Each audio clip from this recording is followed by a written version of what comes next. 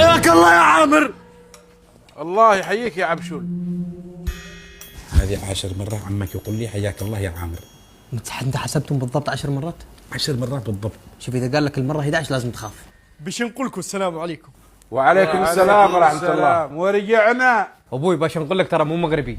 اكيد ديار اللباس عليكم بالصحة والراحة. انا كنت بالطومابيل مع الدراري. شوف هذا اللي دخل جوجل يتعلم اشياء جديدة في المغرب. والله انك صادق يا ولدي. انا حفظت مجموعة كلمات بحيث انها تكفيني الكاس العالم كله، وكل شوية اقولها بجملة، لكني قلت الكلمات كلهم في جملة واحدة. إذا شكلك في كأس العالم بتشجع المغرب. مغربي حتى النخاع. وانت ايش تشجع يا عامر؟ أنا معروف الأرجنتين. وأنت يا عمر ايش بتشجع؟ انا اكيد اسبانيا. عمي انت شو بتشجع؟ انا اشجع اليمن. اليمن مش في كأس العالم. لا تلعب. واول مباراة مع بلجيكا.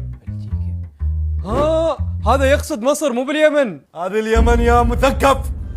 العلم احمر ابيض اسود. بس في نسر بالوسط.